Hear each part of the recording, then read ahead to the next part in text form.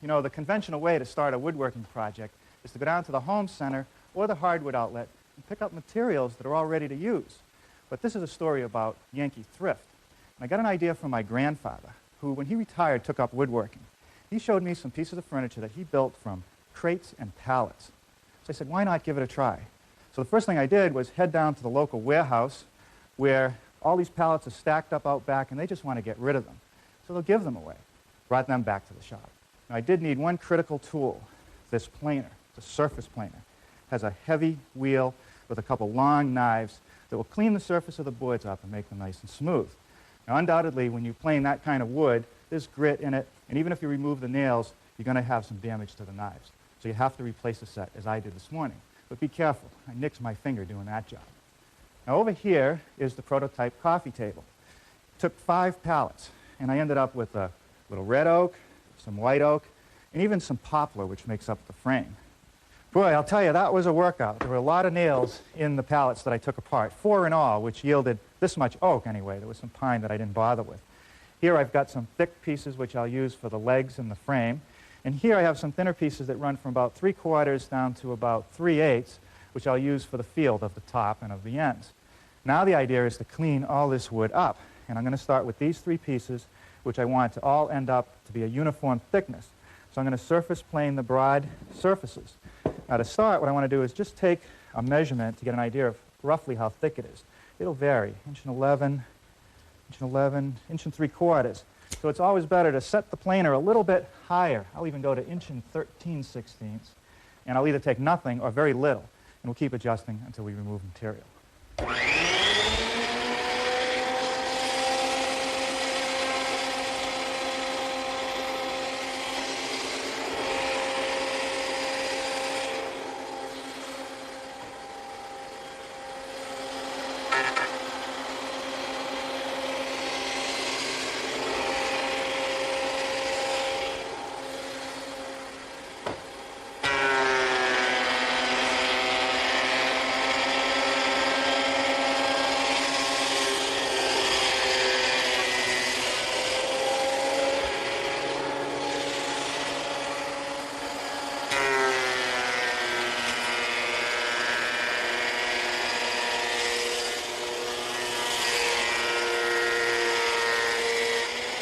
Okay, now that's the thick pieces. That's not bad looking stuff.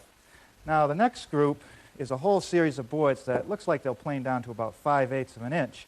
The process is exactly the same.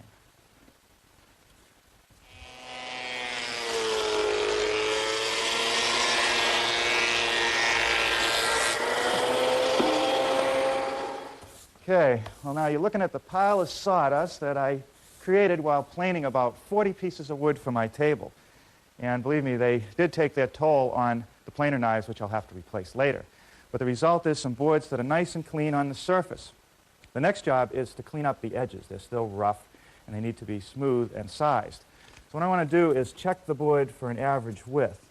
And these are running about 3 9/16. So I think I'll set the saw at 3 1/2, just to remove a little bit from one edge, and I'll move the fence and clean the other side.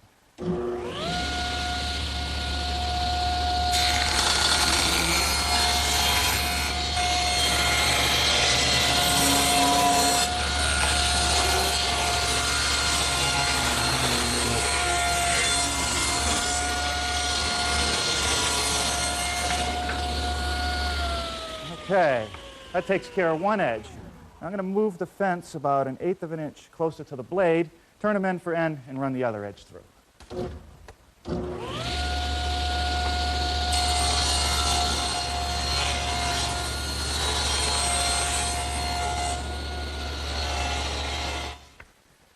With all my stock rough milled and sorted, I'm now ready to start building the coffee table. The first thing I want to do is take a couple of these thick pieces and make some legs, 4 of them 15 inches long.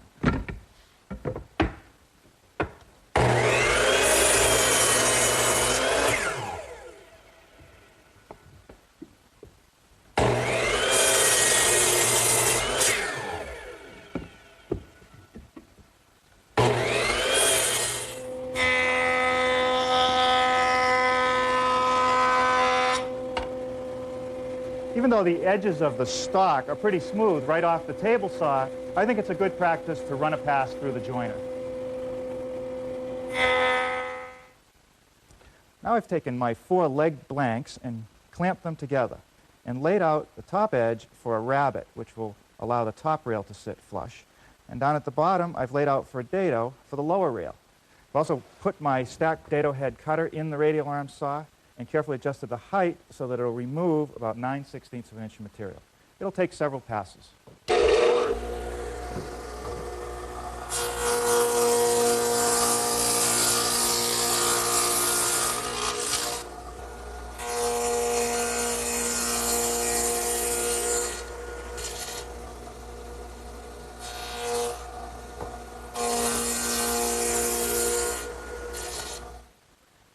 Look at the prototype for a second. The field on the end panels goes behind the rails and sits in a dado in each leg.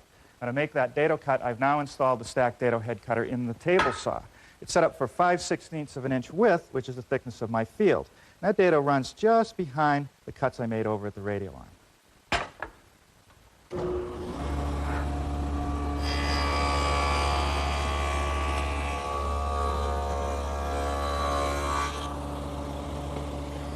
Now we're ready to start assembling the end frames. A little bit of glue, and the rails just get slipped and held flush with the edge. The bottom. And up at the top. And I'll fasten it in place using a couple 1¼ inch nails at each location.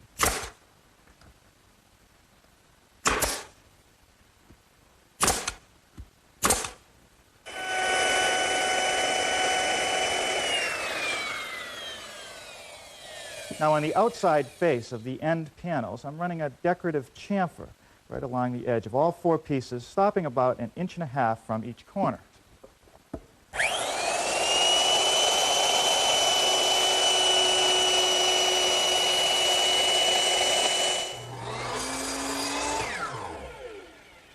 Now using my miter box, which I've set up at a 45-degree angle, I'm cutting pieces of stock that are 5/16 inch thick. They're about 1 3/8 wide to make the field for the end panel. And for now, I'm just going to set the pieces loosely in place.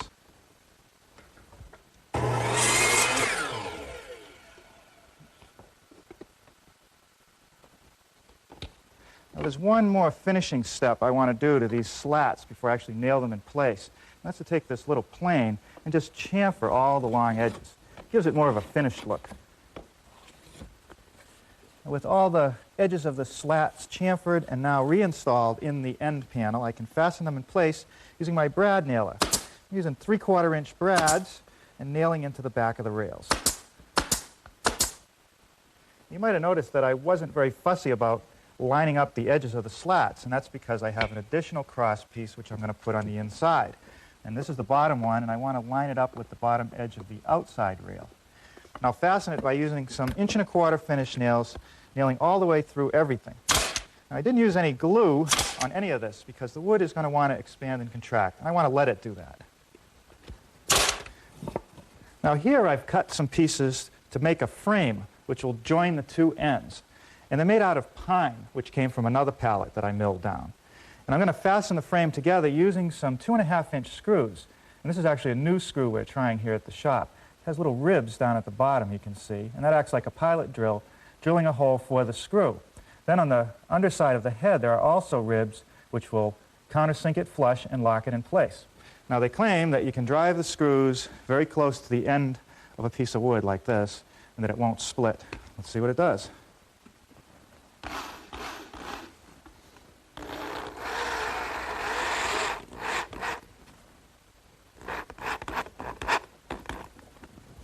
Pretty good. I need a little filler strip at the top edge of the end panels, and that's just so I can bring it up flush with the leg. And that'll give me a place to fasten the frame to. Now I'm ready to attach the frame to the ends. I'm just going to stand it up on edge and hold it in place with one of these quick release clamps and fasten it with a few screws.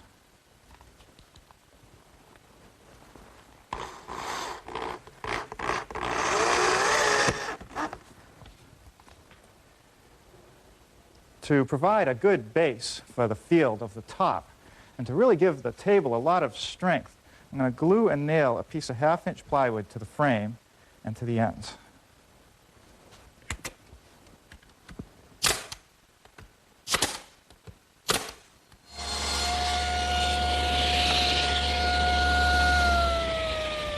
Now the field for the top is going to be made from this 9/16 inch thick stock. I don't want to use the boards at this full 3 1/8 inch width because the quality of this lumber and the moisture that's in it, it's going to cup very easily. By ripping it in half, I make a much narrower piece which is less likely to cup, and if it does, it'll show a lot less.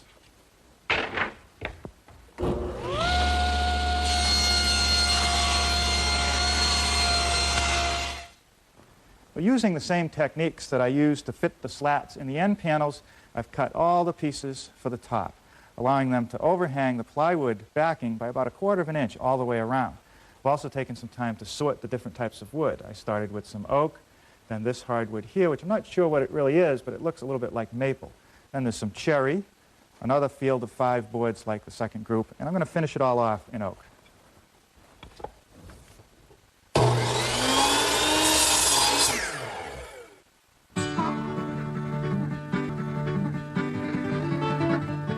Now I'm flipping over these slats because I want to apply a coat of sanding sealer to the underside. The reason for that is because I won't be able to do that once they're in the right position on top of this plywood base.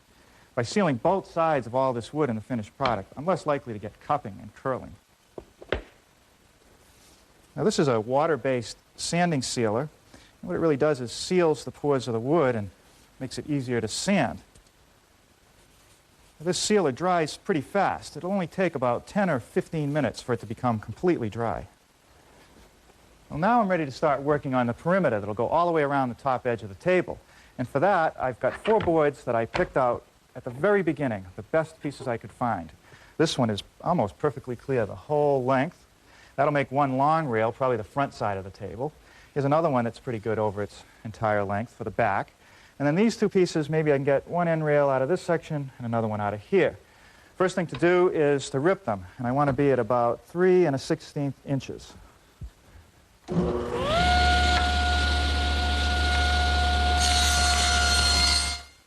Now I'll just joint both edges nice and smooth.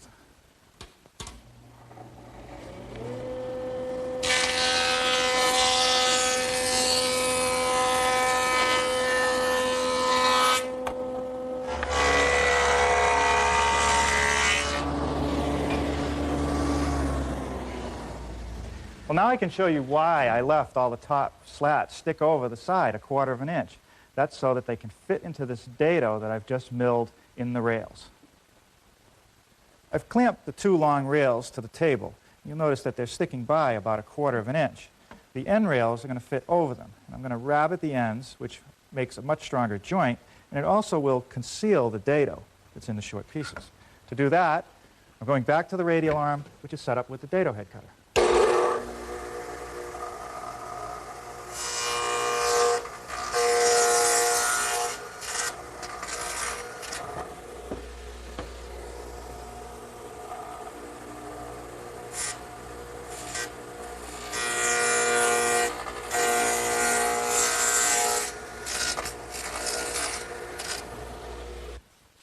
It's also not a bad idea to put a coat of sanding sealer on the inside of the rails. While that dries, I think I'll go back and finish up the work I have to do to the top slats. I'm chamfering all the corners of the top slats just like I did on the end slats.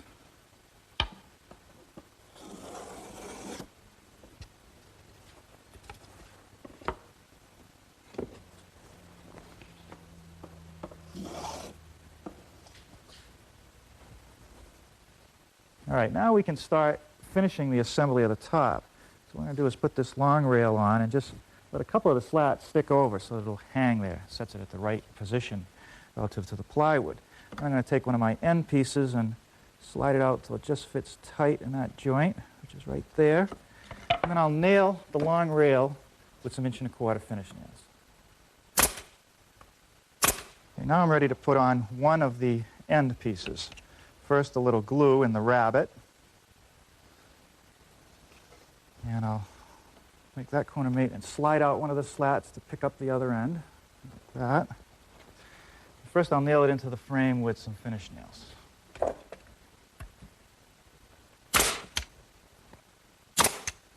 Okay, now I'm going to switch to my brad nailer, which I've installed 1-inch brads in. I'm going to use those to nail through the corner.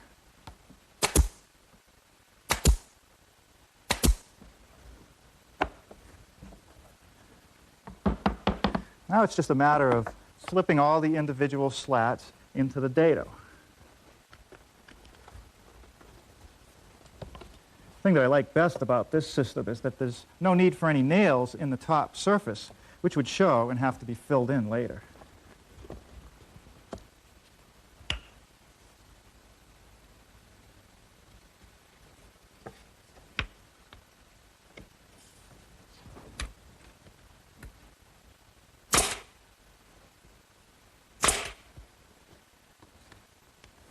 Now, if there's anything tricky at all about this project, it's this step right here, trying to get all these slats to fit into the dado the entire length without having them all pop out. Well, now that I've got 5 or 6 of the boards into the dado, I'm going to put a clamp on one end here to keep them from popping out on me again, and continue working my way down.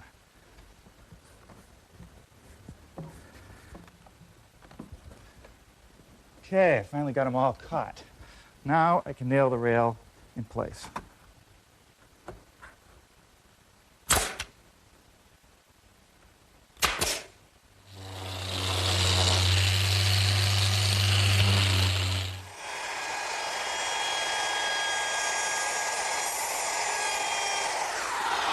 Now to finish off the top, I'm just going to round over the outside corner with a 1/4-inch rounding over bit in my router.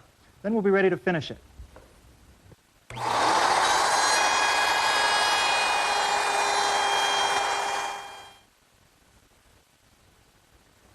Well, after thoroughly vacuuming the coffee table back in the shop, I've brought it into our paint room, which is a nice area to have because I can store all my paint and it's pretty much a dust-free environment.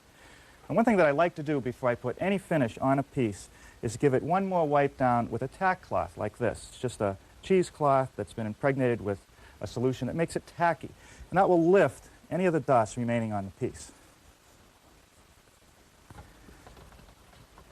I'm going to start finishing our coffee table with a coat of sanding sealer. I want to make sure that I give it a good thorough mixing in the can, but I don't want to paint from the can. I don't think that's a good practice. First of all, when I dip my brush in to get paint, I have no place to tap off the excess, so then I'm likely to scrape it across the edge, filling the groove, which means when I go to seal the can, it's not going to seal tightly, and eventually it'll spill right over down the side. It's just kind of a messy idea. So what I like to do is actually use a separate paint bucket and pour in just about enough material to do the project.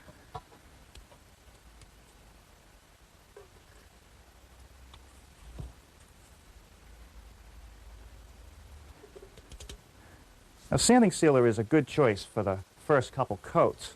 It dries quickly. More importantly, it seals the pores of the wood. And once it's sanded, it gives you a very smooth surface to apply the final coat. Now you'll notice that I'm giving a coat to everything, inside and out. Well, after 2 coats of sanding sealer, with a light sanding between each coat and dusting it off, I'm now applying the final coat of a gloss polyurethane.